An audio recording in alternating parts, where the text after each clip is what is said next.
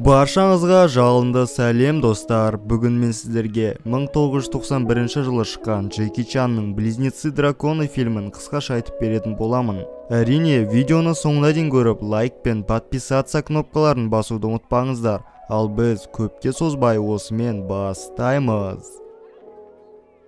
Емханада мұрындары әкесіне тартқан егіздер дүниеге келеді. Екеуі біріне-бірі қатты ұқсағандықтан әкесі мен анасы оларға қандай есім қоярын ойлауда. Емханаға әкелінген қылмыскер бір кезде жол ортада полицияның пистолетін алып, оны атып түсіреді. Ол жерден қашпақшы болып, бір кезде жаңағы отбасының бөлмесіне тап болған соң, бір баласын алып қашады. Терезеден секірген қылмыскер көлікпен қашпақшы, бірақ полицейлердің біреуі көлікке жармасып алып, қылмыскерді әзер тоқтатады.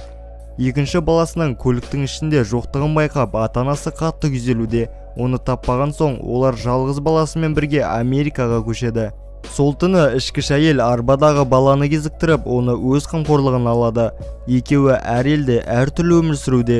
Джон музыкант болып ержетеді, ал Бумер болса көліктерді жөндеумен айналысады.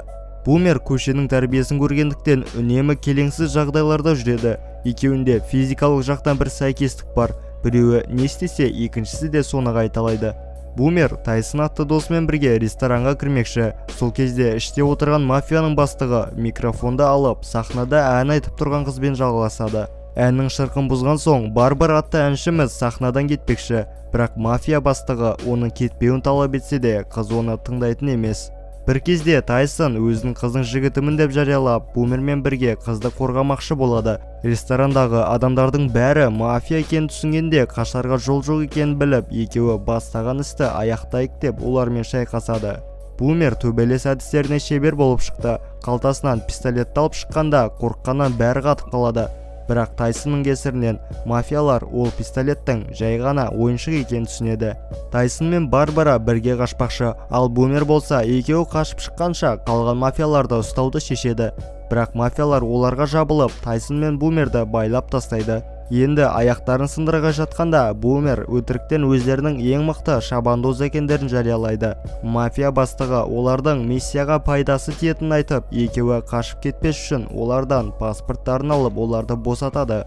Машинаға отырған кезде Бумер Тайсон мен Барбара таныс емес екендігін естиді, ал Тайсон болса қыз жайлы Бумерге өтірік айтқан екен. Екеуіне ренжіген Бумер көліктен түсіп үйіне қарай жаяу қайтады.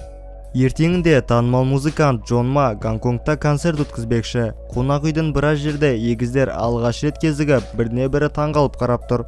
Джон туысқанмен кезігетін болып, қонақ үйдің үстіне шығуда. Сол жерде ол ағасының қызы Тэмми атты қызбен танысады. Ағасы екеуін атастырмақшы екен. Екеуі танысқан соң тез арада ортақ тіл табады. Киген көйлегі қызды қысып тұрғанын байқап, Джон оған массаж жасамақшы. Біраз уақыттан соң Тэмми массаждан кейін ұйықтап кетеді. Бумер мен Тайсон болса қайықпен аралдан қашпақшы, бірақ оларды танып қойған қайықтың иесі екеу жайлы мафияларға хабарлайды. Суда мафиялар екеуінің артынан қууда. Сол кезде ресторанда отырған Джон қайықта отырғандай өзден өзі шайқалуда. Бір кезде қасындағы Тэмми оған алаңдай бастағанда, қатты шайқалған Джон қыздың үстіне байқамай су төгіп алады. Мафиялар атқан ілмек Тайсонға тиеді. Досы үшін кек алмақшы болып, Бумер мафиялардың қайығына секіреді. Бірақ қуанышқа орай ілмек жилетінен арғарай өтпеген екен. Қайықты басқара алмайтын Тайсон жағадан шығып кетеді, ал мафия бастығы болса апатқа ұшырайды. Тайсон емханада, мафиялар Бумерді тұтқынға алып, оны енді өздеріне пайдаланбақшы. Залда отырған Тэммиге Рокки атты жігіті хабарласып, оның қайда екенін сұрауда. Бірақ өтірік айтқан Тэмми жігітінің дәл қасында екенін байқамапты. Рокки оның Джонға ғашық екенін түсініп, жігіттің артынан қуады. Бірақ Тэмми Джонға уақытында ескертіп, екеуі бірге қашып кетеді. Ресторанда Бумер мен Барбара Тайсон жайлы сөйлесуде. Бумер қыздың Тайсонға анда-санда болсын барып тұруын өтінеді, бірақ Барбара Бумерді ұнататын болып шықты. Сол кезде екеуінің дәл артына Джон мен Тэмми келіп жайғасады. Джонның осы жерде екенін біліп қойған Рокки Бумерді байқап, оны ұрмақшы болады, ал Джон болса тыныш қана қашып кетеді. Бумерді Джонмен шатастырған Тэмми оны Роккидан барынша қорғамақшы, бірақ Бумердің төзімі таусылып, оған соққылар жібереді. Сол кезде кетіп бара жатқан Джонды Барбара кезіктіріп, оны Бумер деп ойлап қалады. Екеуі көлікке отырып Джонның сахнасына қарай жол тартады, ал Бумер болса Роккиді танымайтынын түсіндіре алатын емес. Бір кезде Тэмми Бумерді құшақтап оған сезімін білдірмекші. Осылай екі қыз жігіттердің ауысып кеткендері жайлы білмей қалады. Үйге жеткен соң Тэмми Бумерден тағы да массаж жасауын қалап тұр. Мені төсекке шақырды деп ойлаған Бумердің қуанышы қойнына сияр емес. Сол кезде Джон Барбараны сахнаға келеді. Джонның қалай пианинода ойнағанын көріп, Барбара оған сенетін емес. Бір кезде Джон оны қасына шақырып, екеуі бірге ойнауда. Ал Бумер болса Тэммимен ойлағандай төсектес болады. Екі қызда жігіттерінде өзгеріс бар екендігін байқайды. Барбара Джонды сахнаға дайындауда. Бір кезде әжетханаға кірген Джон қасында тұрған өзінің копиясын көреді. Екеуі танысып, сол жерде екеуі бір-бірінің қыздары ауысып кеткенін аңғарады. Бумер түшкірсе, Джон да түшкіреді. Сонда Джон оның қайықта болғанын естіп, екеуі физикалық жақтан сәйкестіктері бар екенін түсінеді. Егіздер телефон арқылы қайтадан қыздармен ауысады. Джонда Бумерде ойлаған мафиялар оны ұстап алып, өздеріне пайдаланбақшы.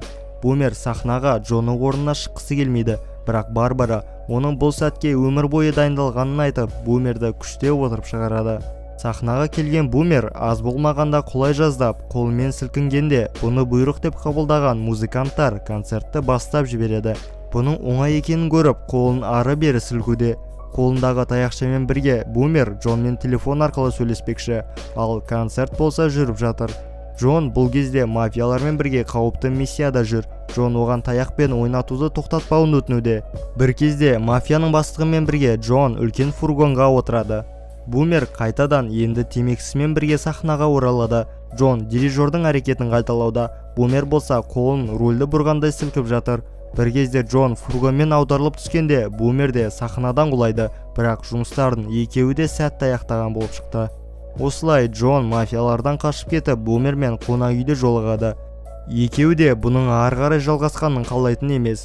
Сол кезде номерге кіріп келген Тэммиден Джон Бумерді жасырмақшы болғанмен, Бумер қызға ғашық болып қалған екен.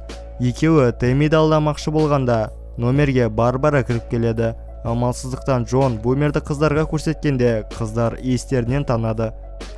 Екеуі бірінші қабатқа түсіп, қол ұстасып, енді ағайын болуды шешеді. Бірақ екеуі де шынында да ағайын екендерін әлі білмейді. Енді егіздер Тайсонды мафиялардан құтқармақшы.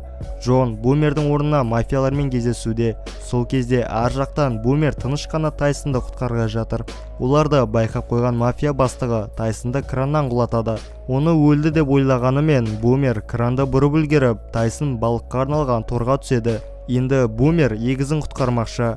Кран мен бензин толы бачоктарды мафияларға қарай тастап, оны пистолетпен атады. Мафиялар қорыққаннан жан-жаққа тарауда.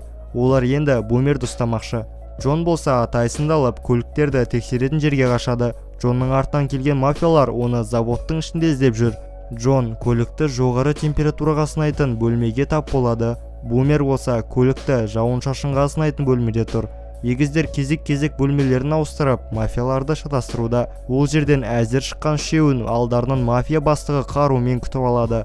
Джон мен Тайсон олардан тығылып жүргенде, ар жақтан Бумер машина мен мафияларды үркітіп жүр. Қолына тиген затпен Бумер мафияларды бірінен бірі құлатуда. Көлікте отырған Тайсон аз болмағанда төбелесіп жүрген Бумерді қағып кете жаздайды.